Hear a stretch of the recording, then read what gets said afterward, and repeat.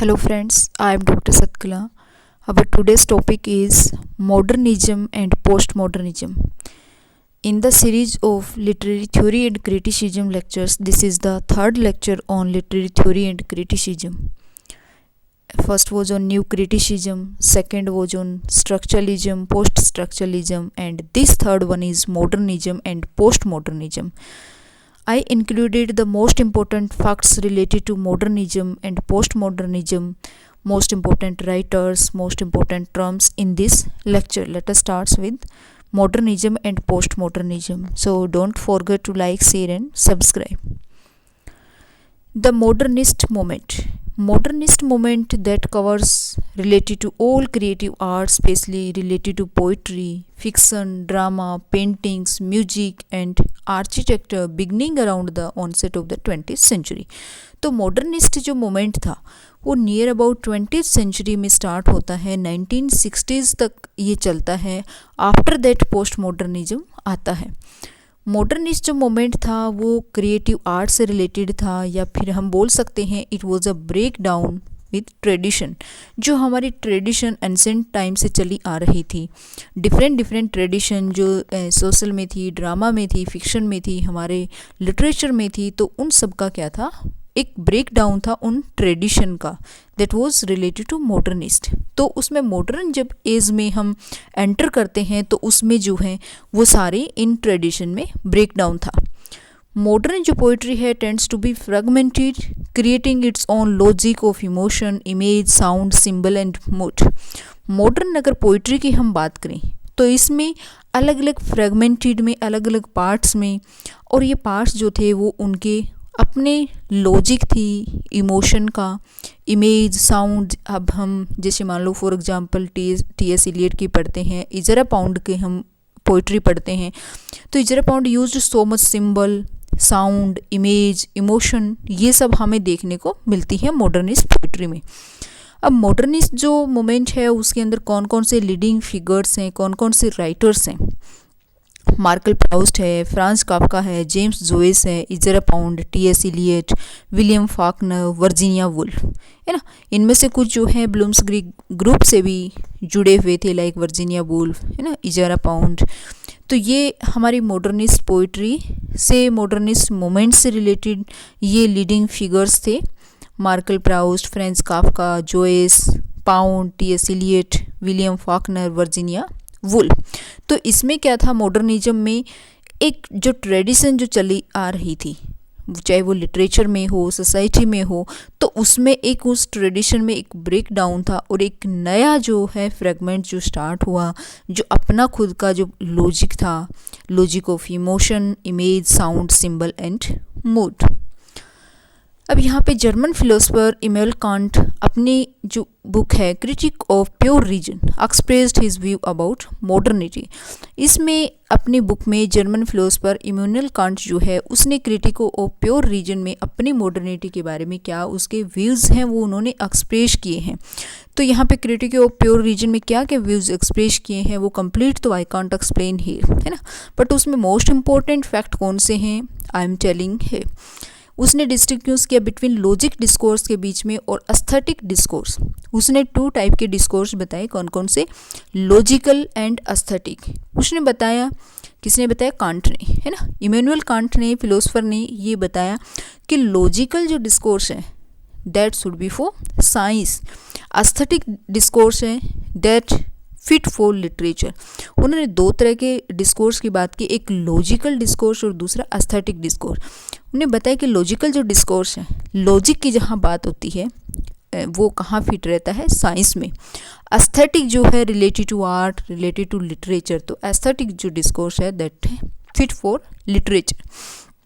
फिर कुछ उसके अगेंस्ट भी थे, जैसे नीट्जी हैं, नीट्जी के जो एक गुरु हैं, उन्होंने क्या है वो उन्होंने बोथ जो रीजन जो दिए हैं लॉजिकल डिस्कोर्स और एस्थेटिक डिस्कोर्स, इन दोनों के अगेंस्ट थे रीजन के कंसेंस के. इसके अलावा मॉडर्निस्ट जो एज था, मॉडर्निस्ट जो मूवमेंट था, उसमें सिगमंड फ्राइड का भी काफ़ी इम्पोर्टेंट रोल रहता है. इन्होंने साइकोलॉजी के फील्ड में काफ़ी फाइंडिंग्स दी हैं और उन्होंने एक्सप्लोरेशन दी है inner reality in modern art. उन्होंने किसकी बात की है, इनर रियलिटी है ना. एक्सप्लोरेशन दिया inner reality in modern art की, there should be inner reality in modern art में. और उन्होंने उनकी काफ़ी साइकोलॉजी में उनकी बुक्स भी है, तो उसमें भी उन्होंने जो है साइकोलॉजी बेस पे इनर रियलिटी की और इन सब की बातें की है ना. स्ट्रीम ऑफ कॉन्शियसनेस की, इन सब की बात की. इसी जो मॉडर्निज्म से ही जुड़ा हुआ एक ग्रुप है, दैट्स ब्लूम्सबरी ग्रुप, है ना. ब्लूम्सबरी ग्रुप क्या है? ब्लूम्सबरी ग्रुप भी एक ऑथर्स का, एक आर्ट क्रिटिक का इनका एक ग्रुप है, जिसमें वर्जीनिया वुल्फ है, इजरा पाउंड है, ये सब इसमें जुड़े हुए हैं इस ग्रुप से. तो ये ग्रुप भी किससे एसोसिएट था? मॉडर्निज्म से, मॉडर्न मोमेंट से. इसके अंदर मॉडर्न एज के अंदर बहुत सारे वर्क्स हैं, लेकिन मोस्ट इंपॉर्टेंट कौन कौन से वर्क्स हैं? द वेस्टलैंड है टी.एस. एलियट का, यूलिसिस है, फिनेगन्स वेक है, जैकॉब्स रूम है, ये मॉडर्निज्म के वर्क्स हैं मोस्ट इंपॉर्टेंट. वेस्टलैंड जो है वो एज ए फ्रेगमेंटेड के लिए जानी जाती है, यूलिसिस वगैरह है स्ट्रीम ऑफ कॉन्शियसनेस के लिए, फिनेगन्स वेक है, जैकॉब्स रूम है, तो ये मोस्ट इंपॉर्टेंट वर्क है. मॉडर्निज्म की हम अगर समिंग अप करें कि किस टाइप का ये मोमेंट था, तो that was an aesthetic moment of the 20th century. Modern जो एज है, मॉडर्निज्म जो था, मॉडर्न जो मोमेंट था, उसको हम दूसरा क्या नाम दे सकते हैं? Aesthetic moment. क्योंकि पूरा का पूरा लिटरेचर के ऊपर, पोइट्री के ऊपर उनकी ट्रेडिशन ब्रेक डाउन करके और एक नई जो फॉर्म देना पोइट्री को, लिटरेचर को, तो that was based on aesthetic. तो इसका अनदर नेम दिया जाता है मॉडर्निज्म. इसको हम समिंग अप करते हैं, तो मॉडर्निज्म जो known for as aesthetic moment of the 20th century. तो this is all about the modernism. तो ये हमारा था मॉडर्निज्म के बारे में. Next comes to post modernism. अब क्या था पोस्ट मॉडर्निज्म? जब 1960s में मॉडर्निज्म जो है वो उसकी तरफ था, और पोस्ट मॉडर्निज्म स्टार्ट होता है 1960s की उसमें. आफ्टर दैट पोस्ट मॉडर्निज्म जो है made it presence itself. Postmodernism refers to philosophies of life which evolved due to economic and technological changes in the world. Post modernism किस लिए जाना जाता है? Philosophies of life. और इसमें जो है पूरा का पूरा जो टेक्नोलॉजिकल और इकोनॉमी जो थी वो वर्ल्ड के अंदर चेंज हो रही थी उस टाइम. मॉडर्निज्म 1960s तक कंटिन्यू रहता है. After that comes to modernism जो है वो अपनी प्रेजेंस जो है वो फल करनी, और पोस्ट मॉडर्निज्म जो है अपनी प्रेजेंस फल करनी स्टार्ट हो जाती है आफ्टर 1960s. पोस्ट मॉडर्निज्म जो स्टार्ट होता है वो मास माइग्रेशन था from the east to the west, और it stands for freedom from tradition and authority. वहाँ पे पहले जब हम मॉडर्निज्म की बात करते हैं तो उसमें ब्रेक डाउन था ट्रेडिशन के बाद एक ब्रेक डाउन ला करके, और वो फ्रेगमेंट्स की, फॉर्म्स की, इन सब की बात कर रहा था. पोस्ट मॉडर्निज्म जो है वो क्या था? यहाँ पे मास की माइग्रेशन हो रही थी ईस्ट टू वेस्ट, है ना. और ये post modernism stands for freedom from tradition and authority. यहाँ तो पूरा फ्रीडम ही ये चाह रहे थे, यहाँ पे ब्रेकडाउन की नहीं, फ्रीडम की, कि फुल फ्रीडम चाहिए फ्रॉम किससे? ट्रेडिशन से authority. There should be no tradition, there should be no authority, है ना.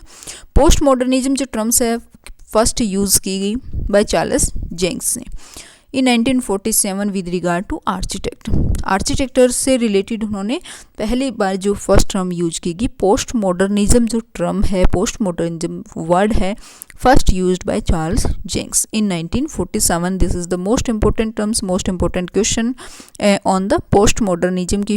Who use the term postmodernism? This is used by Charles Jencks in 1947. Post modernism जो है एट 3 ब्रॉड लेवल्स के ऊपर हम करते हैं. 3 लेवल्स इसके बताए हैं. हिस्टोरिकल डेवलपमेंट है, साइकोलॉजिकल, सोशल और पॉलिटिकल, और literary and cultural.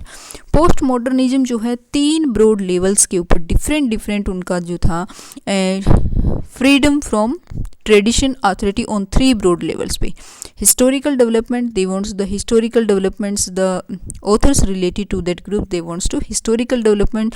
They want the psychological change, social change, and political change, and they want to improvement in literary works and in cultural. इससे रिलेटेड जो writers हैं जैसे कि Derrida है, Derrida deconstruction से भी जुड़ा हुआ है, और पोस्ट मॉडर्निज्म से भी माइकल फोकाल्ट है, Julia Kristeva also known for feminism के लिए भी जानी जाती हैं, और न्यू क्रिटिसिज्म में भी काफ़ी रोल रहा है। तो these are the writers related to post modernism. और अकेले पोस्ट मॉडर्निज्म से भी नहीं, अदर जो टर्म्स हैं लिटरेरी थ्योरी एंड क्रिटिसिज्म में अलग जो है उनके साथ भी हैं। फ्रांस में जो है लियोटार्ड और जीन बाडलियार्ड जो है the post modern condition a report on knowledge, इनका जो है manifesto become the manifesto post modernism. ये जो है लियोटार्ड की और बाडलियार्ड की ये बुक है the post modern condition a report on knowledge. तो ये बुक जो है वो मैनिफेस्टो मानी जाती है पोस्ट मॉडर्निज्म की। उसके अलावा जो फ्रेंच फिलोसफर जो है Baudrillard is fascinated by the simulacra of post modern life which have taken the place of real object. तो इसने फ्रेंच फिलोसफर ने सिमुलक्रा और सिमुलक्रम दो टर्म दिए हैं। सिमुलक्रा जो है वो क्या है, रियल ऑब्जेक्ट्स का प्लेस लेते हैं। सिमुलक्रम जो है बिकम्स रियलिटी इटसेल्फ, वो अपने आप में ही रियलिटी होती है ना। तो ये दो टर्म सिमुलक्रा और simulacrum this given by French philosopher Baudrillard, इसने ये दी हैं। इसमें बताया कि सिमुलक्रम क्या होता है, वर्चुअल और फेक रियलिटी होती है, सिमुलेटेड और इंडक्टेड बाय द मीडिया और अदर आइडियोलॉजिकल अप्रेंटिस। किसी की फ़ोटो हम लेते हैं तो दैट इज़ सिमुलक्रम, है ना। हमारी फ़ोटो वो होता तो रियल है, लेकिन वैसे क्या है, फेक है ना। तो वो simulacrum is not merely an imitation और duplication, it is the substitution of the original by a simulated fake image.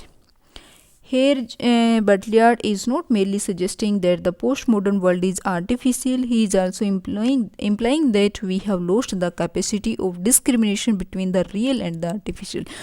यहाँ पे पूरा जो है फोकस इनका किस पे रहता है, what is the artificial, what is the real, कि रियल क्या है, आर्टिफिशियल क्या है।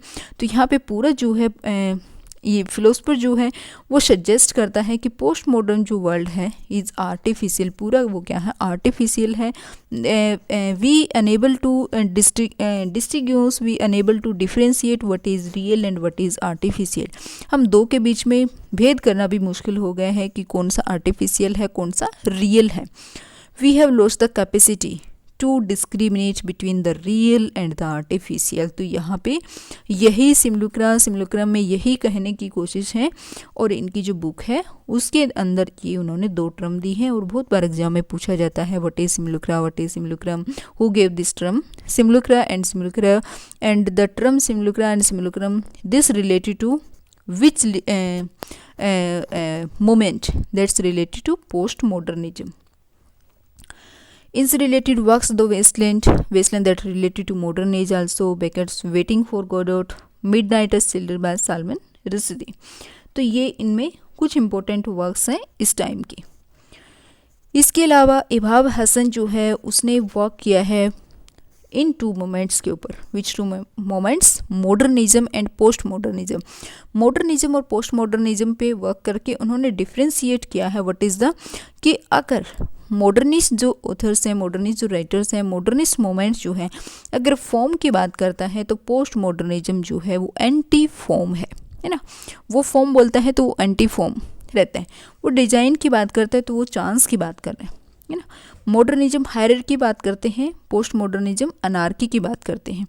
मॉडर्निज्म जो है फिनिश्ड वर्क में बिलीव करते हैं, पोस्ट मॉडर्निज्म जो है प्रोसेस में है, जो चल रहा है उसमें। मॉडर्निस्ट जो मोमेंट है उसमें प्रेजेंस की बात आती है, पोस्ट मॉडर्निज्म में अब्सेंस की, और इसमें जो बाउंड्री है, यूनर है, उसमें टेक्स्ट और इंटर टेक्स्ट की बात होती है। मॉडर्निज्म जो है काफ़ी डाफ्ट में, रूट में, गहराई में विश्वास करते हैं। पोस्ट मॉडर्निज्म जो है सरफेस पे रहते हैं। मॉडर्निज्म रीडरली है और पोस्ट मॉडर्निज्म क्या है, राइटरली। तो दीज आर सम डिफरेंस हैं दोनों मोमेंट्स के बीच में, मॉडर्निज्म और पोस्ट मॉडर्निज्म।